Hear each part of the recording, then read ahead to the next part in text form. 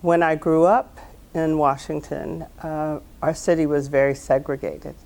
And so living on Park Road, and it was an African American community at that point. Most of the people had been there for many years. There was a connection to Howard University because many people had Howard students living in their homes. But it was clearly, you knew you were in an African American community. When we moved to Petworth, Petworth was transitioning from a white community, and we were early African Americans that moved into that neighborhood. So that was when I was 4 years old, and by the time I was in high school, I think maybe we had 3 or 4 white families in our entire block, and our neighborhood had changed considerably. That's the Emerson Street address. That's the Emerson Street address. And so when I came back from college, I moved. I was with my family in Silver Spring, but I wanted to go back to DC. And 2 of my friends from college, one of them found a place on Logan Circle. And when I moved into that community, that would have been coming back to DC in 1975.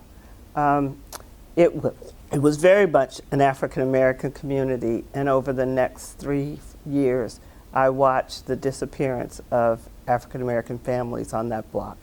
You know, when we first got there were black kids playing on the street, and then there were more young people like myself that were moving into they were big houses that were being converted into multiple dwellings. Many of them were becoming condominiums. Other whites were coming in and renovating. And so I saw the change in the community significantly at that point. And the neighborhoods now, at this point in my life, are turning back. You know, whites are moving back in significant numbers. And so where I live now on Belmont Road, I helped to gentrify that apartment building. And now I'm an older tenant, and most of the residents are younger whites moving in. So at the time, before you made your choice about where you were going to go to college, you talk about being in a segregated neighborhood.